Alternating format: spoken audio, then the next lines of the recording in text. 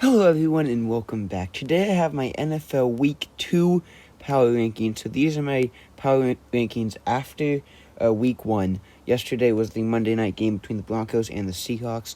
So these are my power rankings entering week number 2 of the NFL. So yeah, let's get into it.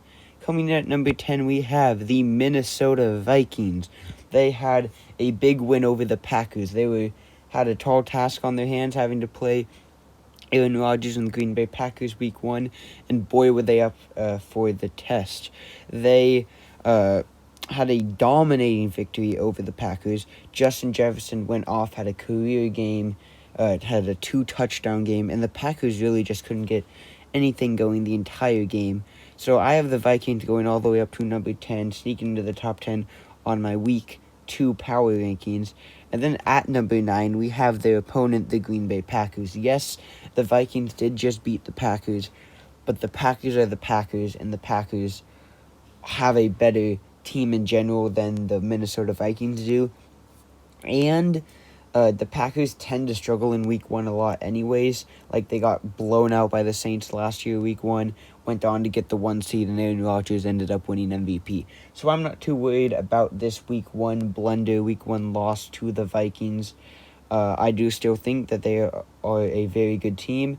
I think the rookie receivers will start getting used to the NFL, getting used to Aaron Rodgers, and they will end as a top 5 team in the league, I believe. But right now I have them at number 9 because of that tough loss they took to the Vikings.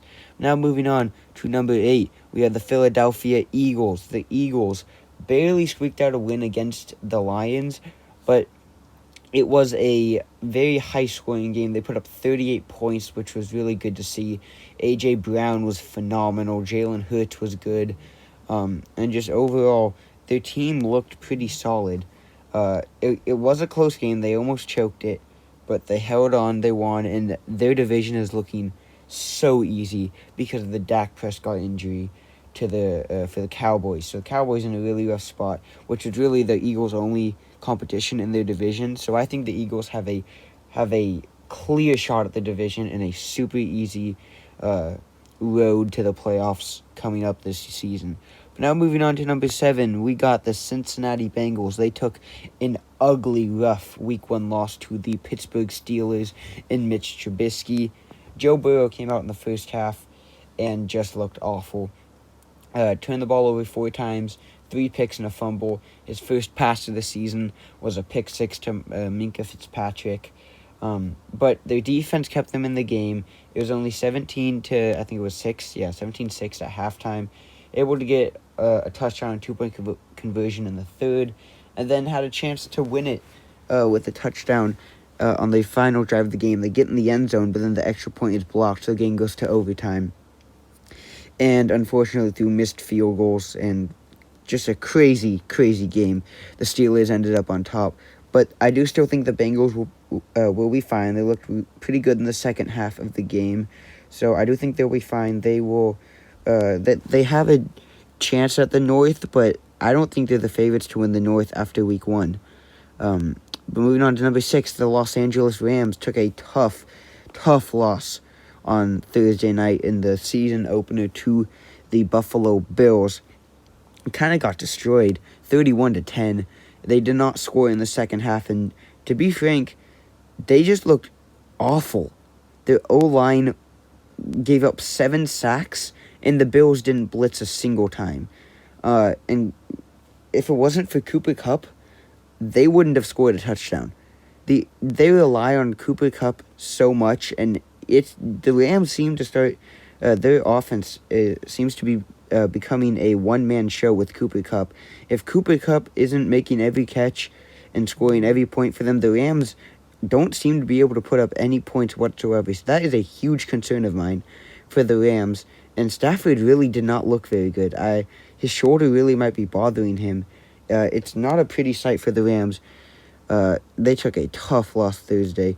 I have them at number 6, dropping down big time from where I had them earlier in the season. Now to number 5, the Baltimore Ravens. I think they now might be the favorites to win the North after week 1. Cincinnati really struggled, and the Ravens had a solid win over the Jets, 24-9. Lamar Jackson doing Lamar Jackson type things. I think the Ravens are going to be very good this year.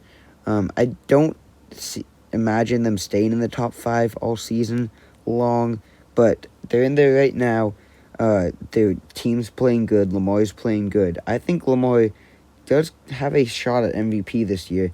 If he can keep playing like he did on a Sunday, I think he has a shot at MVP. We could see him win another one. It's been since 2019 since he won it. So that'd be nice to see. But I got the Ravens at number 5, starting off my top 5.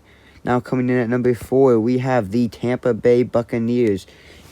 Yes, they got a dominating victory over the Cowboys, but the Cowboys looked awful, and to be quite frank, Tom Brady didn't look good at all.